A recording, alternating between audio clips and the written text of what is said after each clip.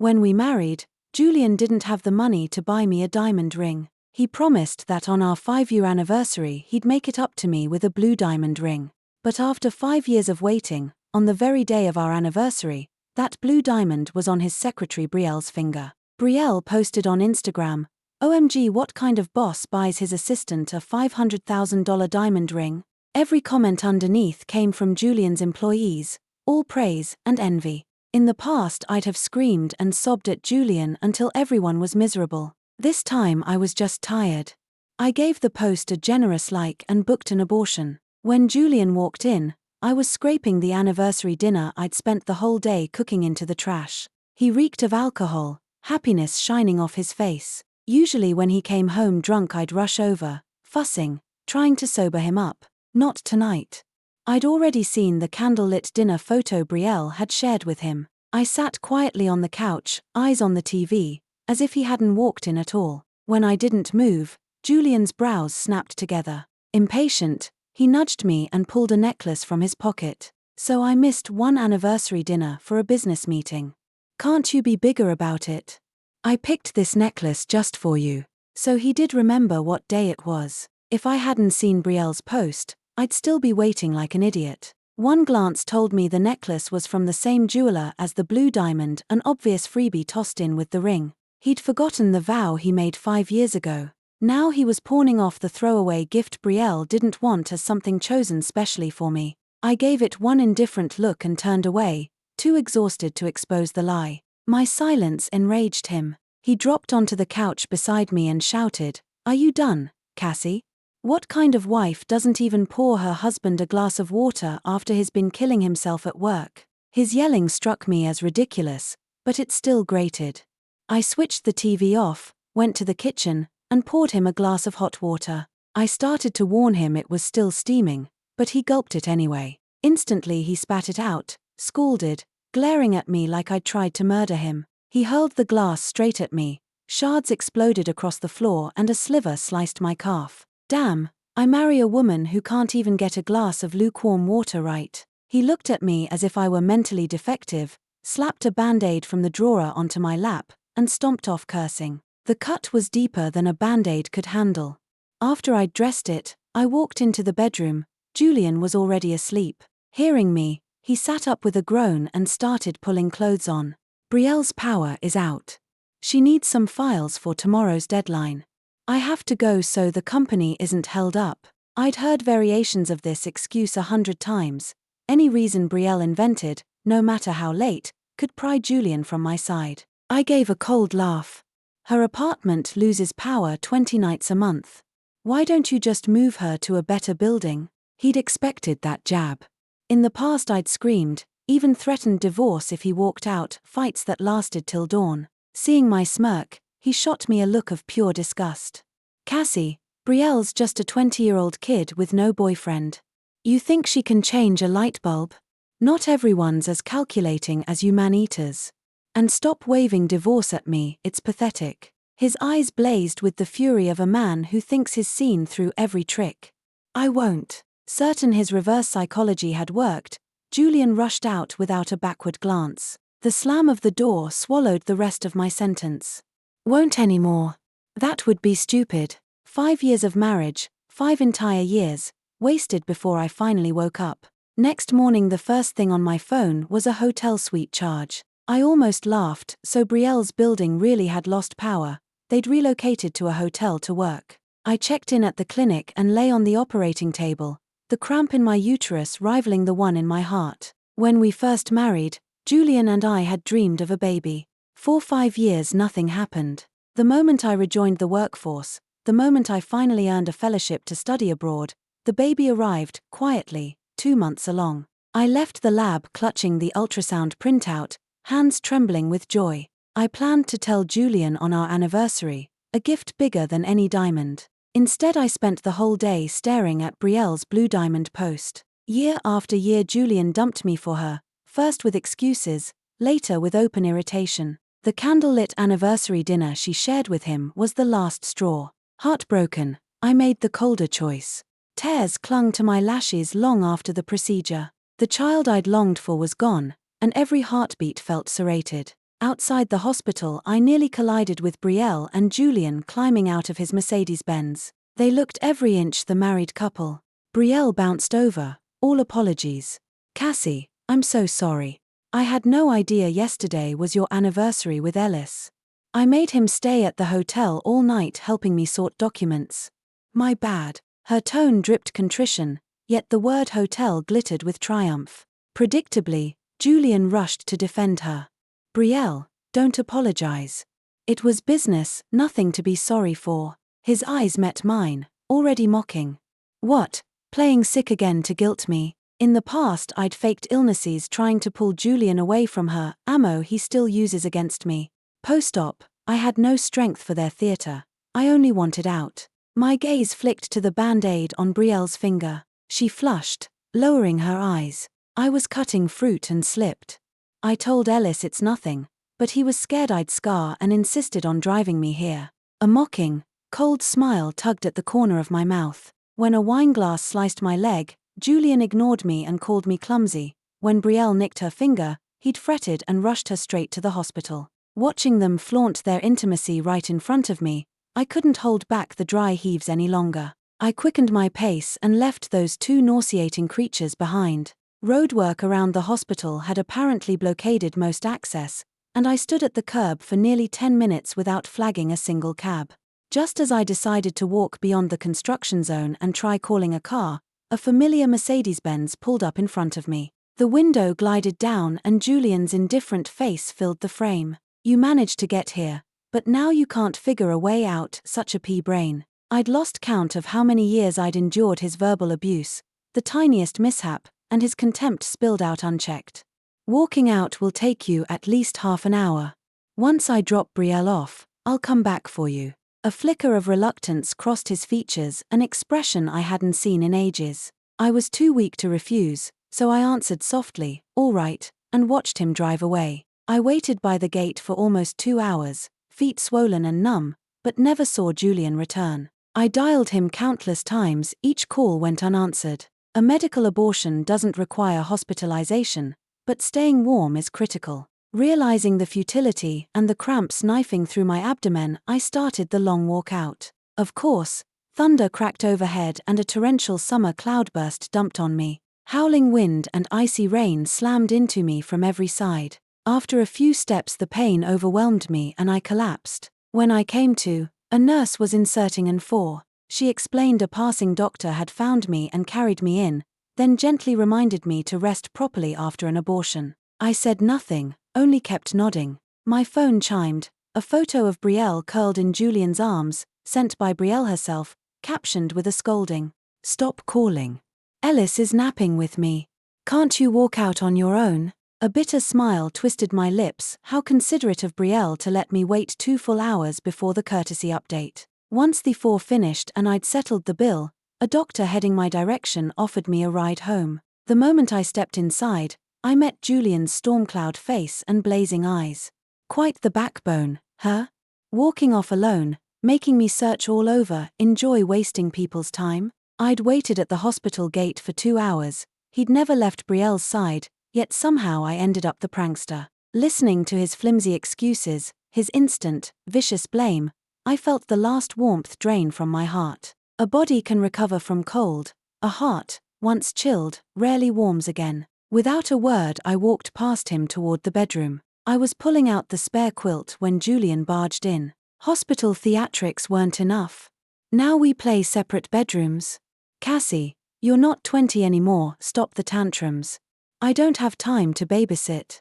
Frankly, with your figure I'd welcome separate beds. For years I'd swallowed foul herbal concoctions to boost fertility, and my body had grown heavier. Whenever Julian's mood soured, he weaponized my weight. His mother chimed in, branding me a barren sow. Disgust laced every syllable he spat. This man sounded nothing like the 20-year-old who once swore he'd love me forever. Same face, yet a stranger, terrifyingly unrecognizable. I glanced at the divorce papers my lawyer had emailed. I didn't bother answering. I shoved him aside, strode to the guest room, and shut the door. The instant I messaged Julian the divorce agreement, his reply arrived. The sudden ding startled me. Lately every text I'd sent had disappeared into a void.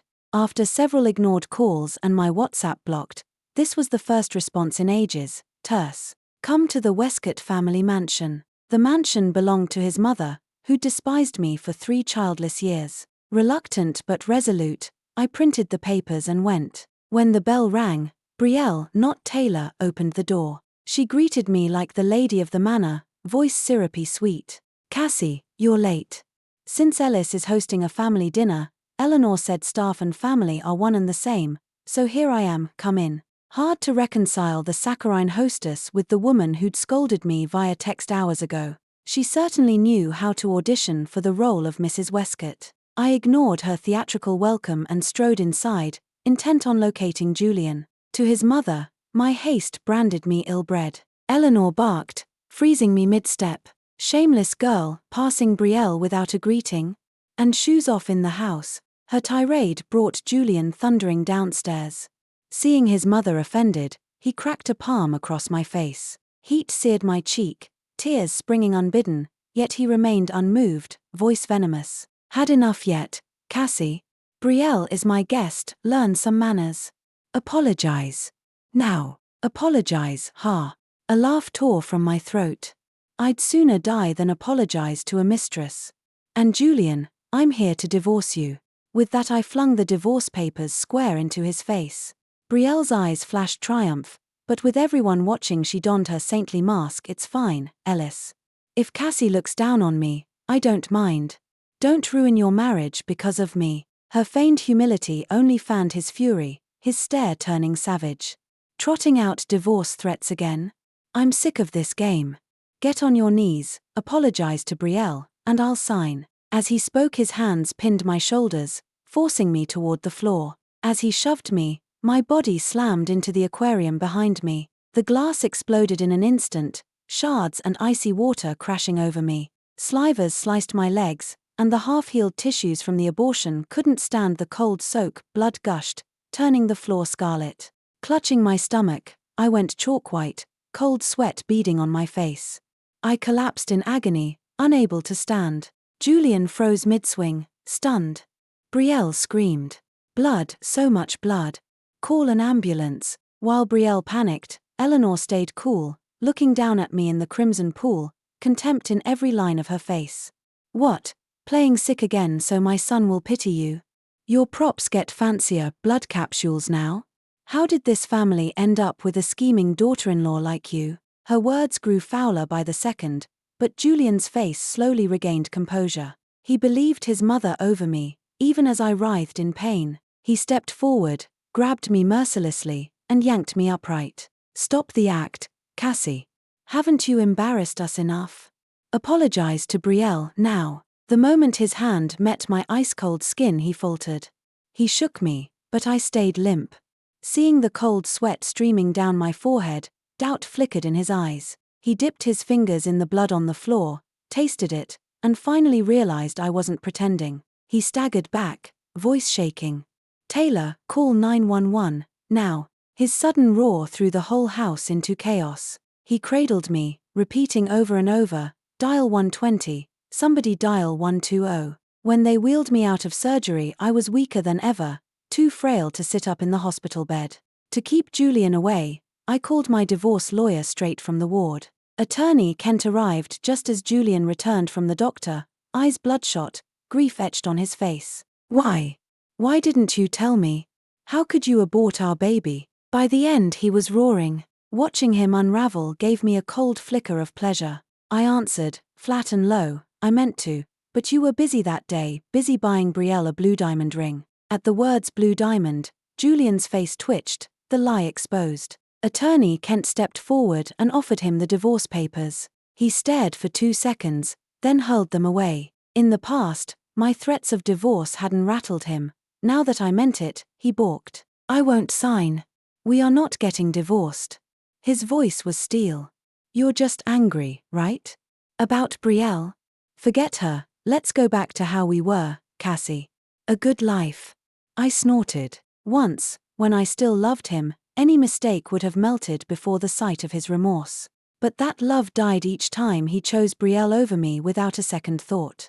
Mr. Westcott, The cleanest ending for you and Ms. Sterling is an amicable split, Attorney Kent said, courteous where I was icy. Julian couldn't believe it. My quick forgiveness in the past had made him reckless. He thought sweet words would fix everything again. His eyes pleaded, mouth opening. But the door swung wide and Eleanor barged in, fury crackling around her. Divorce if you like, but you'll walk away with nothing. You dared kill my grandchild, shameless woman. My son must have sinned in 9 lifetimes to marry you. Back when Julian and I were happy, she never dared such venom, because he would have defended me instantly. But once Brielle appeared, he never took my side again, and Eleanor's insults multiplied. Mr. Westcott committed adultery. Under state law he owes Ms. Sterling compensatory damages and an unequal division of assets. If you contest, we'll file on grounds of infidelity, Attorney Kent said, speaking for my exhausted, silent self. Jordan, my son would never cheat. I'll sue you for defamation. Eleanor's voice climbed, shrill with rage. Attorney Kent calmly produced her phone. Photo after photo of Julian and Brielle intimate, undeniable, filled the screen. I almost had to thank Brielle. Without her constant Instagram taunts, I'd have had little proof. She'd even messaged the images to me. To make sure Eleanor understood, Attorney Kent played Brielle's voice notes aloud. Awkwardness thickened the air. Casey never expected his girlfriend to flaunt their affair directly to me. Any criticism of her used to send him into a tirade. Now, caught in a lie, his face paper-white, he snapped his mouth shut. Eleanor knew the gist of the affair but had banked on my lack of hard evidence so she could humiliate me into walking away empty-handed. Cornered, she fell silent, glaring daggers. Brielle arrived late. One glance told her the jig was up. I caught the gleam of triumph she couldn't hide fast enough. She slipped to Julian's side, all fake remorse. It's my fault, Ellis. Don't let Cassie and me come between you two. I never meant for this to happen. Her eyes brimmed with expectation, sure he would comfort her as always. Instead Julian's gaze was arctic. Did you think at all? With a brain like yours I'm amazed HR ever hired you. Brielle shrank back, shocked by a cruelty she'd never seen from him. A flicker of shock crossed my face, and fat tears followed, splashing down one after another. I stormed out, slamming the door behind me in a rage. Julian still hadn't signed the divorce papers. Furious, he tore the copy Attorney Kent handed him into confetti. Then he started running. I mailed him the papers again and again, but silence was the only reply. The man who had never once picked me up from the office suddenly turned attentive. Every evening, as soon as I clocked out, his car was idling at the curb. There had been countless nights I'd worked late, stranded without a cab, calling him, begging, just once, to come for me. Back then he'd been working late with his secretary. He'd rather drive Brielle home himself than spare me 10 minutes. Now that I no longer needed the ride, he volunteered. I knew better than anyone that Julian's sudden remorse wasn't love. He simply couldn't stomach the woman who always forgave him finally walking away. For days I walked right past him without a glance. After another unanswered packet of divorce papers and my Harvard departure date racing closer, I told Attorney Kent to file suit. I wanted the marriage dead and buried before I boarded the plane. The next day Kent answered. Julian had agreed, ceding me most of the assets. His single condition, one last meeting. Because he'd finally surrendered, I accepted, even though the sight of him turned my stomach. We met at the restaurant where we'd had our first date. Same address, same wallpaper, completely different people. Across the table he stared at me, eyes burning with resentment, while he rattled on about how blissful we'd once been. I answered with silence. When the quiet stretched unbearable, I cut him off. Julian, you know I have a thing about dirt. Once something's filthy, I toss it. My voice was ice, my face stone. Each word felt like a scalpel sliding under his skin. Tears erupted from him, splattering across the back of my hand. When we first started dating we'd made a silly pact. Whoever messed up, one tear earned instant forgiveness. I knew the display was calculated, he still hoped I'd fold. In the old days I'd have dabbed his cheeks dry. This time I wiped my hand with a napkin, stood, and left without looking back. The moment the judge stamped our divorce decree I booked my flight. At JFK, the universe served up one last sideshow, Brielle. She'd clearly waited, because her grin was triumphant the second she spotted me. She arched her back, cradling the slight swell of her belly. "Cassie, I came to thank you. If you hadn't stepped aside, my baby might have been born a bastard." Her smugness was almost funny. Casey had burnt through startup years on late nights, energy drinks, and holding his bladder, classic founder lifestyle. The result? Severe oligospermia. Only he and I knew. After 5 years of fertility potions I'd finally conceived, Brielle's one-night jackpot was statistically impossible. Conclusion: the kid wasn't his. "Does Julian know you're carrying his miracle?" I asked. I already knew the answer. At the mention of his name, Brielle's bravado cracked, but she lifted her chin. "He'll marry me either way. While you're just a Baron X Ellis divorced you, deal with it." "Brielle, who told you to come here?" Julian's furious voice cracked across the terminal. I'd texted him. He'd assumed I wanted protection. Wrong, I wanted front row seats to the revelation. "Julian, Brielle's pregnant, with your child." His face blanked. "What? Impossible." Cornered, Brielle still tried, threading her arm through his. I wanted it to be a surprise, but, surprise, she stroked her belly like a trophy. Julian's eyes darkened. "I'm clinically subfertile. We've been together 5 months. You're hunting for a sucker." Brielle went the color of old milk. I'd seen enough. When the gate call echoed, I wheeled my suitcase toward the jetway and never looked back. The next time Julian crossed my screen, TMZ was blasting. Westcott Tech evaded $2.3 million in taxes. In the clip, Brielle held her driver's license to the camera, swearing Julian's company cooked books and cooked hearts. She accused him of cheating her, knocking her up, then dragging her to an abortion clinic. Hashtags: #tax fraud, #billionaire bully, #forced abortion. The commentariat crowned her brave. Julian's stock cratered overnight. He phoned, desperate. The voice that once cooed excuses now cracked with authentic terror. "Cassie, please, you're the only one who can save me right now. Just post our wedding photo online and say Brielle broke us up. Then everyone will know I didn't trick her." "Really? And if the comments decide you lied to a 20-year-old while you were married, won't that just make you guiltier?" Outside Julian's staff and a handful of relatives, nobody even knew we were husband and wife. I had Julian's post-wedding disdain to thank for that. He'd banned me from uploading a single picture of us together, yet he paraded Brielle to every gala and let her flood Instagram with their cuddly candids while claiming he was single. Without that charade, the internet would have dug up my face within hours. Terrified she'd be branded a failed homewrecker, Brielle never dared mention I existed. My question left Julian speechless on the other end of the line. The second his silence stretched, I hung up without hesitation. Only when the water's neck deep does the cheating bastard remember he owns a wife. Pathetic. I thought refusing him would keep me out of their little circus. But the story veered hard left. Someone, guess who, leaked our wedding shots to throw the trolls at me instead. The moment those photos surfaced, Brielle flipped the script. "Casey never told me he had a wife. They set me up." She swore that after Julian forced her to have an abortion, I, the evil spouse, showed up waving hush money. Reading her posts, I shook so violently my phone almost slipped. Those two are a match made in sleaze. One liar, one mistress, now united in dumping their trash on me. Within minutes, every nasty hashtag found my handle. Morals gone. It's the 21st century and she's helping her cheater husband. She's a woman too, how'll she feel when her own daughter gets tricked someday? The comments crawled over my skin. I couldn't sit still. I'd been too soft. The instant I learned Julian cheated, I should have nuked them online and left no room for counterattack. Still, I won't clarify that Brielle is the homewrecker. Let the pair of them drown together in the venom they brewed.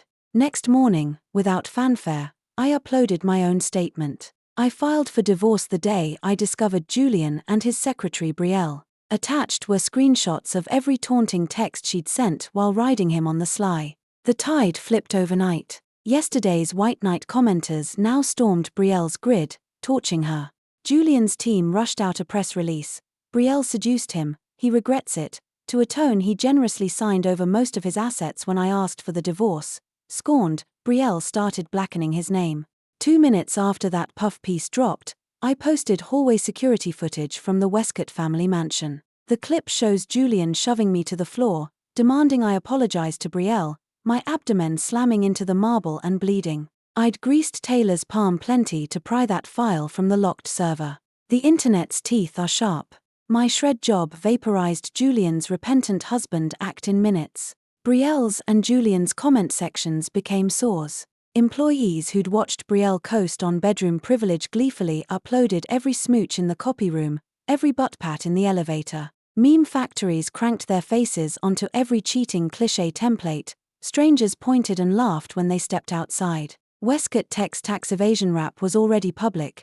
Stack the cheating scandal on top and every partner yanked their contracts at once. Julian now owes 7-figure fines he can't pay, begging former friends who leave his calls on read. Brielle deleted her accounts, yet the hunt for sugar daddies continued. Same playbook: hook a mark, taunt the wife, leverage the pregnancy. But moguls aren't naive. Once bored, they hand her abortion money. If she resists, muscle ensures the embryo never grows. Alex, Brielle stays silent online, yet the tag #dumpbrielle still trends whenever a new wife discovers her. Finally, pregnant again and paid off, she books some back alley clinic to stay invisible and bleeds out on its table. Years later, degree from Harvard in hand, I'm back stateside and 2 promotions heavier. On a random Soho afternoon I collide with a haggard man rushing the opposite way. We both turn. The wrecked face stops me cold hard to believe that hollow shell was once immaculate Julian. I don't pause. I keep walking toward whatever brighter thing waits ahead. I've seen his karma, mine is still arriving. Thanks for listening. On a scale of 1 to 10, how would you rate this story? If it hooked you, smash like, share, and tell us below. Subscribe for more. See you next time.